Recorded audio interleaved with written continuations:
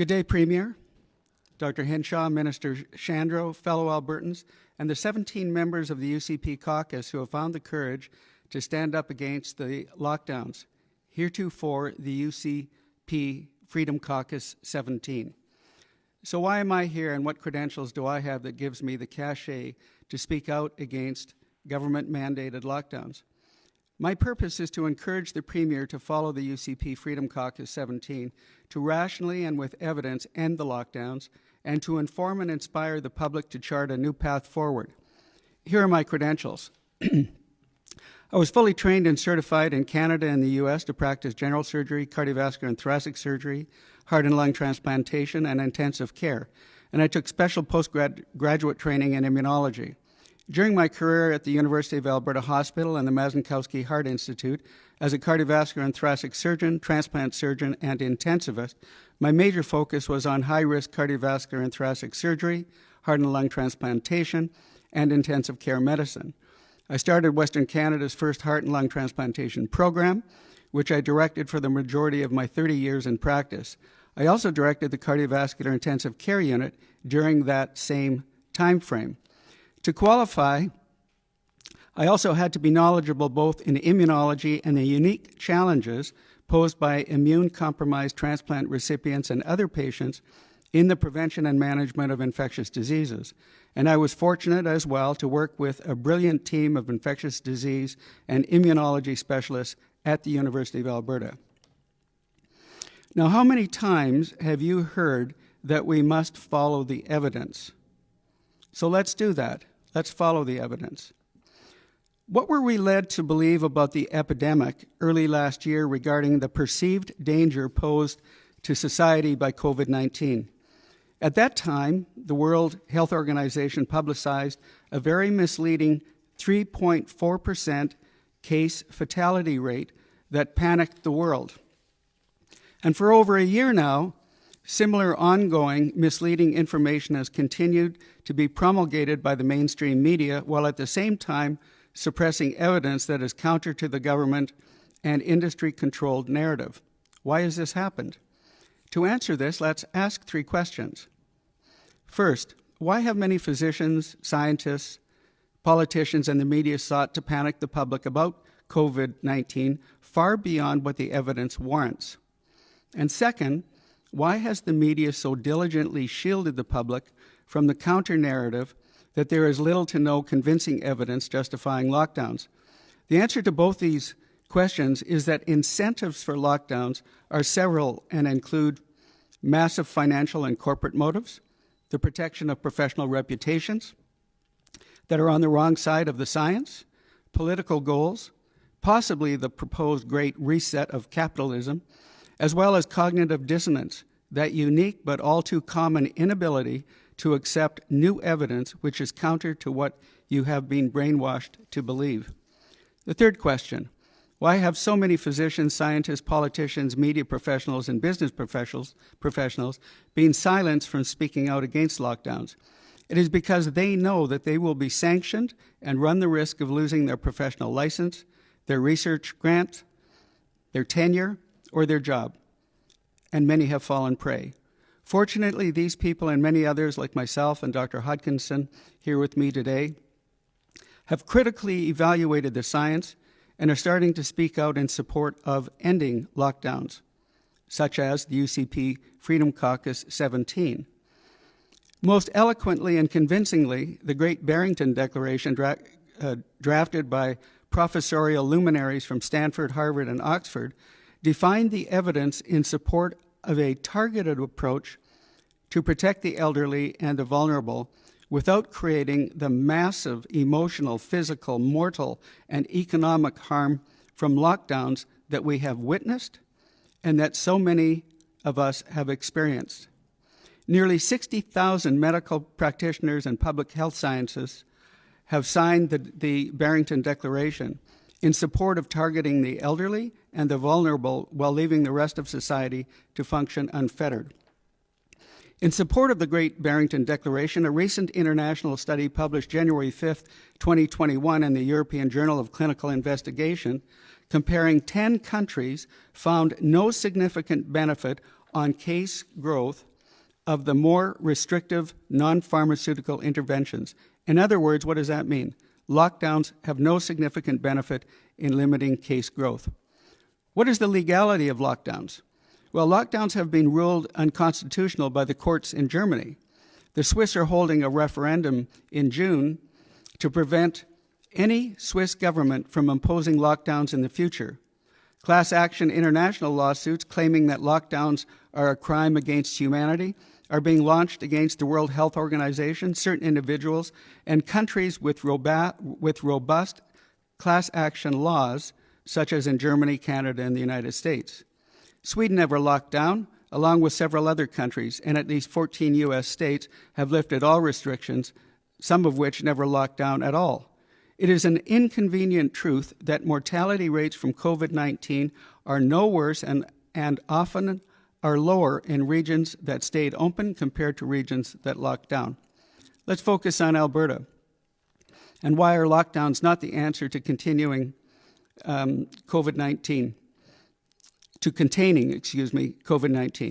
Last year at this time, we were all alarmed by what we were led to believe by the World Health Organization, that COVID-19 was a very dangerous virus with modeling that predicted a case fatality rate of up to 3.4% of those infected, or 340 of every 10,000 patients infected, translated to mean the loss of 270 to 300 million lives, given a world population of 7.8 billion. Well, what really happened? Deaths thus far attributed to COVID-19 numbers are just under 2.8 million, or 1.07% of predicted. Spectacularly wrong. In Alberta, if the model was correct, we should have lost 153,000 people. What really happened? Thus far, 2,012 people have died purportedly from COVID-19. That's 1.3% of predicted. Again, spectacularly wrong. While I acknowledge with reverence the passing of 2012 Albertans, these mortality numbers belie an inconvenient truth. They are also spectacularly wrong. Many, if not the majority of the 2.9 million worldwide and the 2012 in Alberta, died of their underlying condition, not the coincidental errant diagnosis of COVID-19 based on PCR cycle thresholds that are beyond credibility. There is irrefutable evidence that cycle thresholds beyond 35 cannot be relied upon to confirm a diagnosis of COVID-19. Cycle thresholds of 35 and greater have been used at the University of Alberta and elsewhere in the province. Even Dr. Fauci has stated that cycle thresholds greater than 33 cannot be relied on. In essence, thousands upon thousands of deaths worldwide and in Alberta have been coded errantly as having died from COVID-19 as opposed to with a coincidental finding of COVID-19, wherein it was actually the underlying disease that killed the patient. Why is this happening? In Alberta, it is because Alberta Health Service does not record the cycle thresholds for every patient that they claim died from COVID-19, so their data is misleading. What does the evidence tell us about the lethality of COVID-19? We now know that it is the elderly and the vulnerable with comorbid conditions who are at greatest risk. Based on a meta-analysis of 61 studies from 51 different localities around the world, recently reported, the overall infection survival rate from COVID-19 infection is 99.77% and getting better. For those over 70 years of age, the infection fatality rate is about 5%, meaning that seniors still have a 95% survivability rate. For those under 70 years of age, the infection mortality rate is a minuscule 0.05%, meaning that those under 70 have an infection survival rate of 99.95%. In other words, only 5 in every 10,000 infected COVID-19 patients die who are under 70, and the majority of those have comorbid conditions. With improvements in patient management and new therapies such as the use of dexamethasone, prophylactic vitamin D, and promising new treatments undergoing phase 3 trials, as well as vaccines, these mortality rates will fall even further. And for children and those in their 20s and 30s, the risk of dying is less than from the seasonal flu. Is it no wonder that they want to get out and about? Therefore, it is self-evident that the early projections of a 3.4% infection mortality rate based on flawed modeling was spectacularly wrong and has caused untold physical and economic harm. In Alberta, the average age of death from all causes, excluding COVID-19, in the general population is 82. Remember, 82 is the average death rate. But the average death rate in patients coded with COVID-19 is 83. Jay Bhattacharya in the U.S. has stated that the overall mortality from COVID-19 is comparable to the seasonal flu, and he is not wrong. Many Albertans may know that on December the 11th, 2020, I sent an open letter to the Premier with considerable new evidence that lockdowns don't work. The Premier imposed a lockdown anyway and stole Christmas, the Grinch. I wondered for quite some time if he had read my letter. To my surprise, on March the 11th, 2021, I received a reply from the Premier, which I responded to on March 31st. The purpose of my response was to, once again, provide the Premier an off-ramp from the delusion and futility of lockdowns with additional new evidence. I was sincerely hoping to encourage the Premier to target and protect the elderly and vulnerable and fully open up Alberta to everyone else. Shortly thereafter, I was advised that many caucus members wanted to hear a counter-narrative from Dr. Hodkinson, Dr. Joffe, Colonel Redmond, and myself. And I was encouraged that the Premier had challenged Dr. Theresa Tam on March the 26th, 2021, when he stated, and I quote, Dr. Tam's office released modeling 3 weeks ago, which has been proven to be completely inaccurate. Constantly publishing models which time after time prove to be spectacularly wrong is not a great way to instill public confidence. Unquote. From that statement, I thought that the Premier was starting to understand that lockdowns cause more harm, despair, and deaths than COVID-19, and would agree to caucus's request to hear a counter-narrative from other professionals. Instead, here we are. Lockdown number 3, a wall around Grace Life Church, and numerous small businesses shuttered for a third and possibly last time if they don't survive. Well, what was the Premier's rationale for lockdown number 3? Because obviously the evidence doesn't support it. In his own words, to prevent COVID-19 and its variants from overwhelming the healthcare system was his response. Well, what does the evidence tell us about overwhelming the healthcare system? As of today, there are 376 COVID-19 patients in 8,500 beds. That's 4.4% occupied. Does that sound like we're being overwhelmed? And there are 90 patients in 272 beds. That's 33%. The Premier has acknowledged that the ICU capacity can be ramped up to 1,081 beds. Therefore, clearly the evidence tells us that we are nowhere close to overwhelming the healthcare system. Rather than shut down Albertans for the third time, if the Premier was really concerned about overwhelming the healthcare system, he could have simply increased the ICU capacity by 200 beds or so, which would have permitted the healthcare system to operate normally without canceling diagnostic studies and other life-saving therapeutic procedures, and without causing more harm, despair, and deaths from lockdowns. In fact, he could have developed 200 or more new, fully staffed ICU beds if he had had the foresight several months ago. These beds could have then served two purposes in perpetuity. One would be to accommodate COVID-19 type patients or other pandemics that may occur in the future without disrupting ICU requirements for non-COVID-19 illnesses and surgical procedures. And the second would be to shorten waiting lists, one of the greatest irritants of our inefficient public healthcare system. Well, what does the evidence tell us about viral variants? Viruses mutate all the time, which is why there is a new seasonal flu vaccine every year. Given that COVID-19 mutations will occur indefinitely, government logic would have us believe that we should acquiesce to lockdowns every time a new variant is identified. Albertans will not accept this illogic. We are told that the variants may be more transmissible or lethal than COVID-19. without any convincing hard evidence. But even if increased transmissibility were true, that would only speed up herd immunity, which is a good outcome. And if lethality of a variant were even twice that of COVID-19, that would still mean a greater than 99% probability of surviving. And of course, this ignores the development of promising new therapies, such as Aplidin, or plitidespin, which is a treatment for multiple myeloma, which has been demonstrated to be 30 times more effective than remdesivir, an approved drug to treat COVID-19.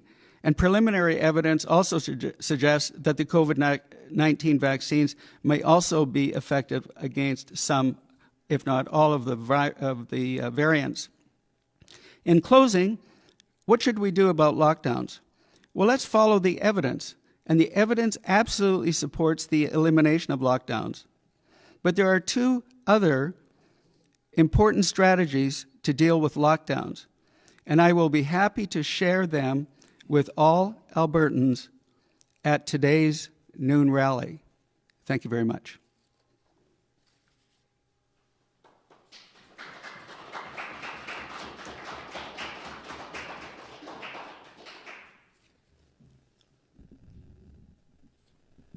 Thank you, Dennis.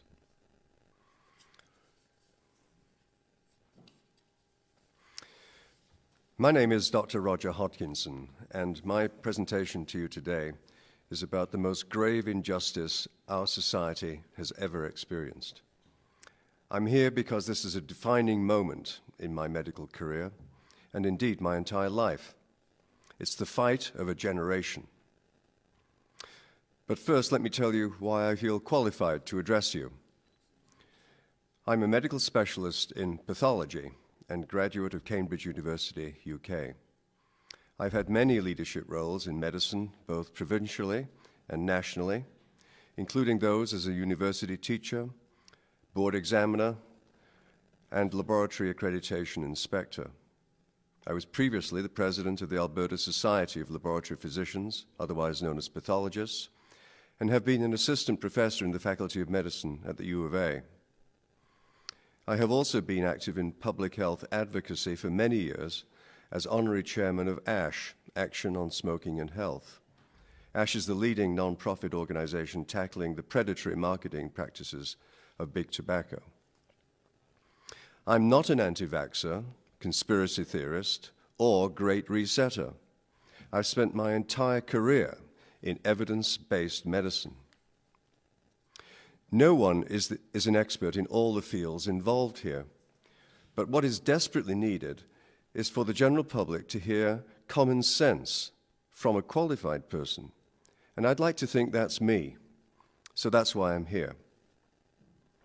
I believe the most important duty of anyone involved in public health is to protect the public from health risks that they cannot effectively manage themselves. In my opinion, during the COVID pandemic, there has been a gross intrusion of government into health matters that could have been perfectly well managed by individual adults, as was the case with all recent pandemics. The degree of this government overreach has resulted in the most profound fear and utterly unwarranted loss of personal freedoms ever witnessed in Alberta in its entire history. In essence, public health is the practice of medicine at a societal level, and it should follow standard medical ethics where every act is performed for good reason. That is no different from the obligation of an individual physician to his or her patient. Society is, in fact, the patient of the Chief Medical Officer of Health.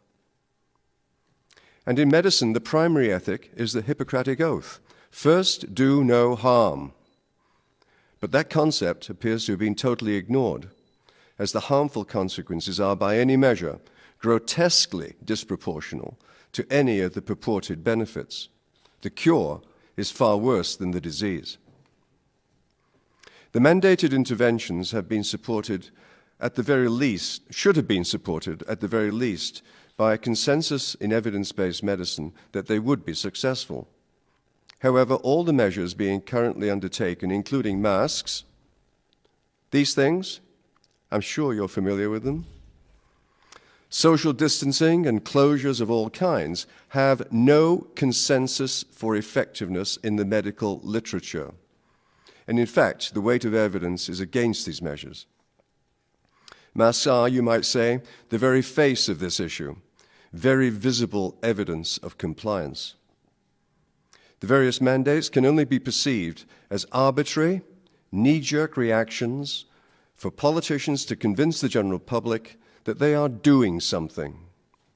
But politics playing medicine is a very dangerous game, and as being played out in this province, shows no signs of abating.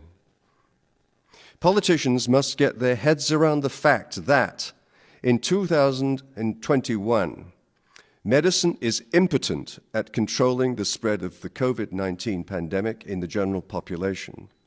The genie is out of the bottle. It's everywhere. And we must accept common sense accommodation, as per the Great Barrington Declaration, as the only viable approach. Let me state emphatically again, nothing works to control the spread of this virus. In my opinion, and many more expert than me, the approach to this pandemic in Alberta was wrong-headed from its very inception. As the Great Barrington Declaration eloquently argues, there should have been no change in public policy compared to previous pandemics. Life should not have changed one iota, except for enhanced protection of the vulnerable. The Great Barrington Declaration called that approach focused protection, and the only public health intervention that was needed. I firmly support that conclusion. Dr. Bhattacharya, an internationally esteemed epidemiologist from Stanford, has said that lockdowns are, quote, the biggest mistake ever made in public health, close quotes. Trying to protect the working well with very low risk of death by shutting down the economy is obviously ridiculously naive. But let's step back for a moment and consider the actual risk of death from COVID in Alberta for asymptomatic people who feel no different today from yesterday. Using the government's own statistics, for the working well, those under 65, the risk of death over a whole year was 1 in 15,000. I ask you, does that warrant shutting down an economy that's already tanking? Remember that the strength of a public healthcare system is only as good as the strength of the underlying economy to support it. In my view, the fear and hysteria over COVID is being maintained by two principal drivers. The first driver is brutal international silencing of all counter-opinions, whether from politicians, journalists, or physicians.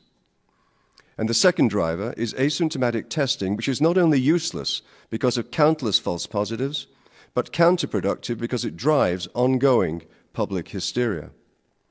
Public hysteria, in turn, is being used by politicians to double down on mandates known to be ineffective. You know, if one mask isn't working today, we recommend 2 or maybe 10 next week. Who knows? I attribute the ongoing panic over COVID to a litany of failures. First of all, and most importantly, failure of due diligence from the very get-go on the absurd computer modelling by Dr. Neil Ferguson at Imperial College London in the UK. That was the most singular failure, as it became the predicate for similarly exaggerated responses. Failure to inform the public that there was no consensus in the medical literature for any of the draconian restrictions so arbitrarily introduced. Failure to report to the general public the cumulative adverse consequences of the interventions on general health care, dying relatives, funerals, weddings, church services, school closures, graduations, and thousands of small business bankruptcies. On the way here today, I drove past Grace Life Church. The double steel cordon is still around that church. Failure to halt the testing of asymptomatic people. It should stop immediately. It has no purpose. failure to produce detailed statistical reporting to inform the working well in lay terms about the actual degree of risk from COVID, and that variants, as Dr. Modry indicated, are nothing to fear. Failure to classify deaths appropriately. The vulnerable population, with many comorbidities who happen to be COVID positive at the time of their death, are being classified as deaths directly due to COVID. That is statistical sleight of hand. Dying with COVID is not the same as dying of COVID. Failure to promote the life-saving potential of vitamin D, which is totally safe, cheap, and has overwhelming evidence of protection from COVID-19. What used to be called the season of coughs and colds is now being recognized as the season of vitamin D deficiency. In a month or so, the sun will come up again, and we will all start making vitamin D in our skin. And guess what? The pandemic will disappear again. And they'll say, "See, we wrestled it to the ground." To which I say, no such thing. It's the classic fallacy trap. Just because B follows A does not mean that A caused B. Wake up! Failure to communicate to the general public the inadequacies of PCR testing. There are no published statistics in Alberta regarding the percentage of false positive results by PCR-based methods. False positives have a huge multiplier effect on contact tracing, resulting many times that number of people being taken out of the workforce too. The internationally renowned epidemiologists who authored the Great Barrington Declaration have stated categorically that contact tracing is both useless and counterproductive.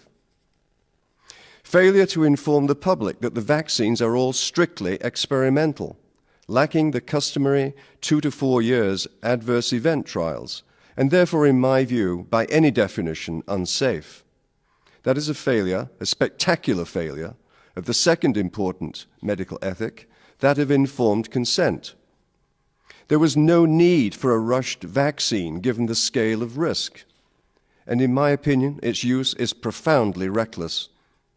Indeed, there are concerns about its safety now for women under 50 and pregnant women, already surfacing, which proves the point in spades. The vaccine situation has the potential, of course, of getting infinitely worse if so-called vaccine passports come to play. Yes, they'll say, you can refuse the vaccine if you want, if you think it's unsafe, but you know what? You won't be allowed to travel. How outrageous! And finally, a failure to balance loss of freedoms against the scale of threat. The art of government is in large part about balance. In my opinion, with COVID-19, the Alberta government got the balance badly wrong. It prioritized the containment of COVID over all else. The government's entire focus has been on one virus, ignoring all other measures of health and well-being. Furthermore, the profound loss of personal freedom resulting from the various mandates are an unforgivable assault on the very essence of our humanity and totally unwarranted given the scale of threat. This is not Ebola. This is not SARS. In fact, Sweden and Florida clearly demonstrate that draconian actions have little impact on the final toll from COVID. However, even to debate these questions is now stigmatized by government, the media, and professional colleges as irresponsible and to be resolutely suppressed. The entire population has been intimidated into compliance with the threat of outrageous fines and actual jail for disobedience. The government's encouragement of citizens to snitch on each other is utterly reprehensible. So in summary, these numerous failures of the government of Alberta in the COVID pandemic have directly caused the most monstrous loss of freedoms, unwarranted fear, and horrendous personal consequences ever recorded in our province, and all without any justifiable cause. It must end now and never be allowed to happen again. The general public must never again have their rights so trampled on while we are perfectly capable of managing this type of problem ourselves, independent of any government intervention, as we have done so effectively in years gone by. So I repeat for effect, nothing works to stop the spread of this virus through society. Nothing could work, nothing did work, and nothing will work. This virus must just be allowed to run its course. Government must simply accommodate to medicine's impotence and allow the public to use its abundant common sense. Open up, Alberta. Thank you for your attention.